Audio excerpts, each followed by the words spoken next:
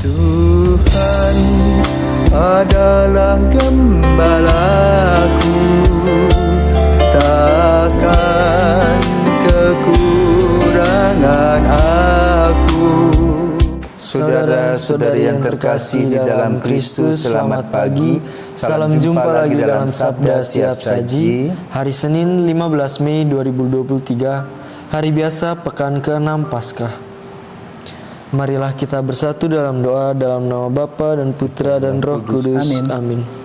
Allah Bapa Maha Rahim, semoga rahmat Paskah yang telah kami terima menghasilkan buah berlimpah dalam hidup kami.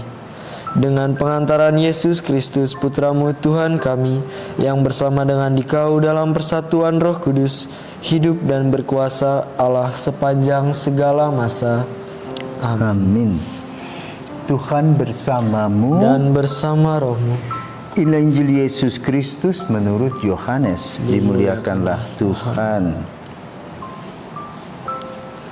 Dalam amanat perpisahannya, Yesus berkata kepada murid-muridnya, "Jikalau penghibur yang akan kuutus dari Bapa datang, yaitu Roh kebenaran yang keluar dari Bapa, ia akan bersaksi tentang aku.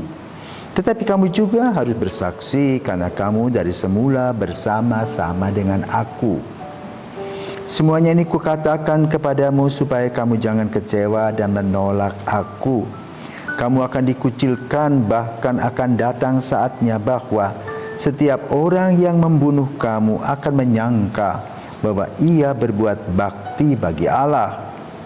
Mereka akan berbuat demikian karena mereka tidak mengenal baik Bapa maupun aku. Tetapi semuanya ini kukatakan kepadamu supaya apabila datang saatnya kamu ingat bahwa aku telah mengatakannya kepadamu." Demikianlah sabda Tuhan. Terpujilah Kristus. Romo, apa itu penghibur?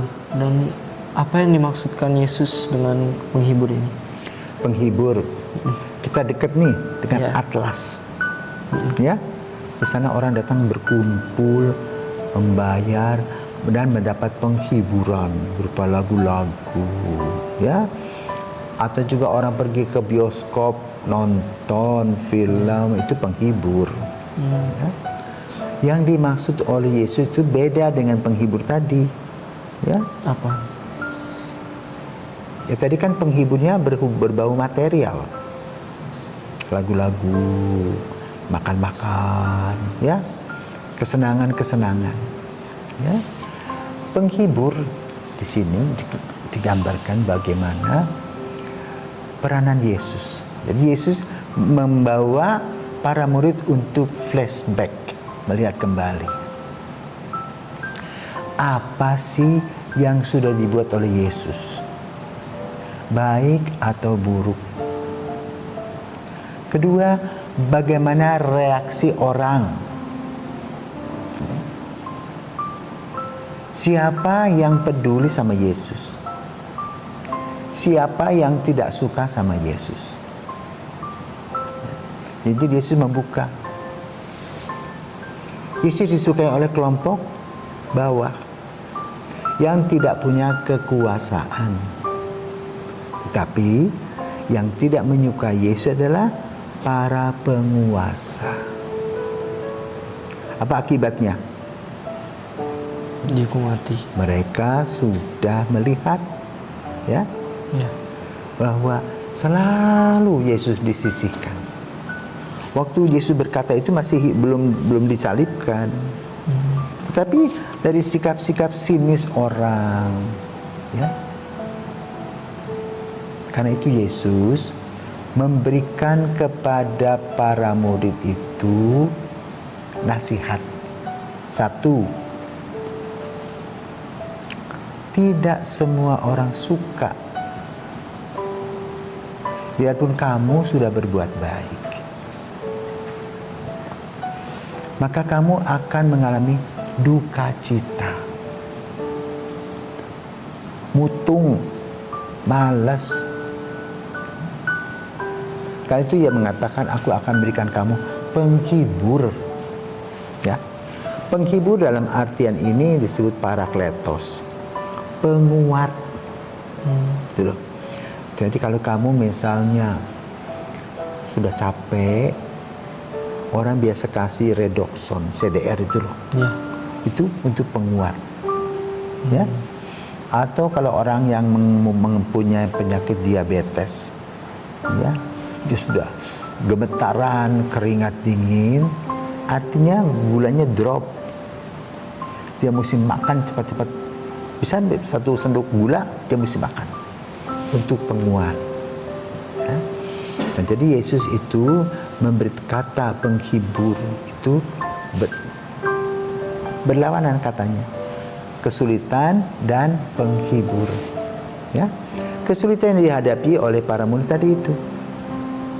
Harga diri akan mereka akan dijual harga dirinya. Mereka akan difitnah. Ya. Tetapi lalu Roh Kudus akan berikan kekuatan. Nah, bagaimana reaksi para murid ketika mendengar lo on monolongo? Nggak ngerti. Maka lalu kalau kita nanti lihat dalam sejarah ya, setelah Yesus itu digambarkan naik ke surga, gambaran naik ke surga itu seperti orang naik kapal tuh, naik pesawat, naik tangga tutup dan kelihatan begitu. Itu secara material. Pertanyaan apakah betul begitu kita tidak tahu. Ya. Cuma bahwa pada hari itu para murid merasa kesepian. Kok ada sesuatu yang kurang?